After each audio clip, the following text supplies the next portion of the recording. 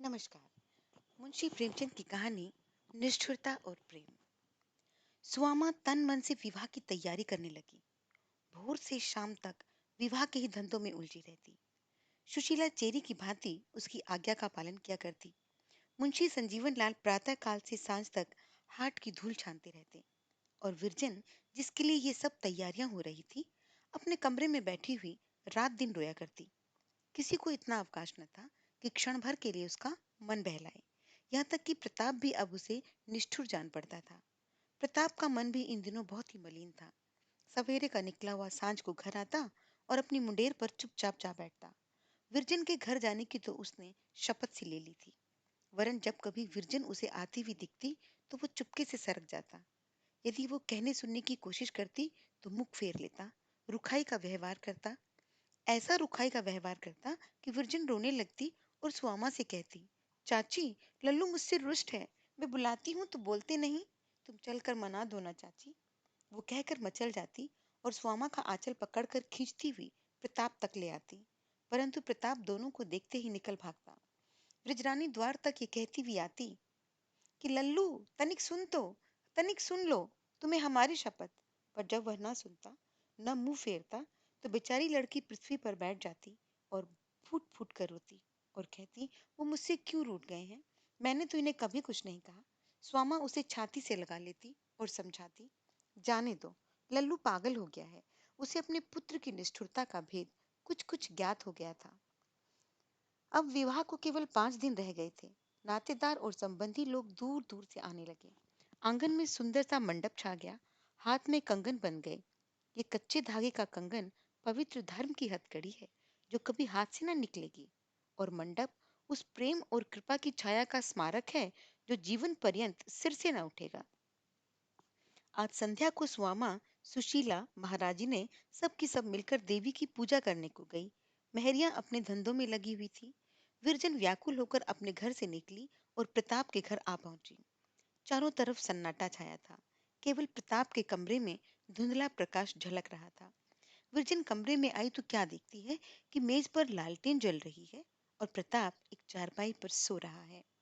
धुंधले उजाले में उसका बदन कुम्हलाया और मलिन सा नजर आता है। वस्तुएं सब इधर उधर बेढंग सी पड़ी हैं। जमीन पर मानो धूल चढ़ गई है। पुस्तकें फैली हुई हैं। ऐसा जान पड़ता है मानो कोई महीनों से इस कमरे में नहीं आया। क्या ये वही प्रताप है जो स्वच्छता को प्राण प्रिय समझता था? विरजन ने चाहा उसे जगा दूं, पर कुछ सोचकर भूमि से पुस्तकें उठा उठा कर अलमारी में रखने लगी।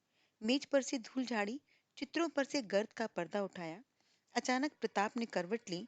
उसके मुख से निकला, विरजन, मैं तुम्हें नहीं भूल सकता। फिर थोड़ी देर पश्चात, विरजन, कहाँ जाती हो? यहीं बैठो। फिर करवट बदलकर, न बैठोगी? अच्छा जाओ, मैं भी तुमसे न बोलूंगा।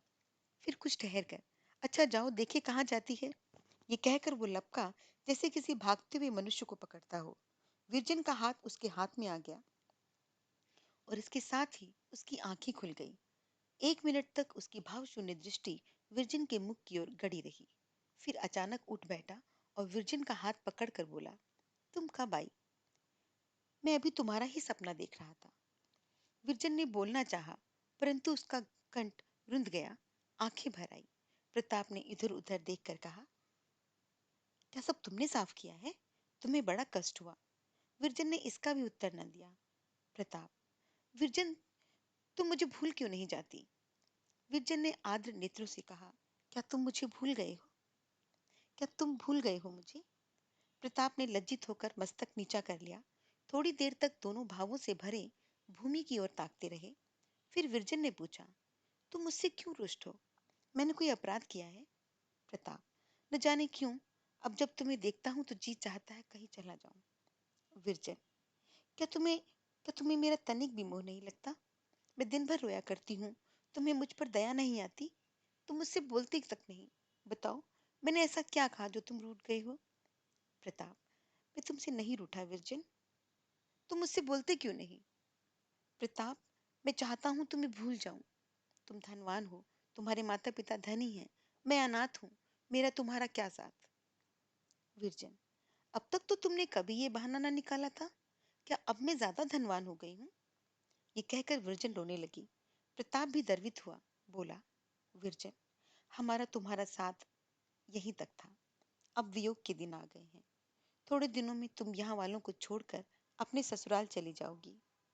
इसलिए मैं भी बहुत चाहता हूँ कि तुम्हें भूल जाऊं, परंतु कितना ही चाहता हूँ, तुम्हारी बातें मेरे स्मरण में ना आए।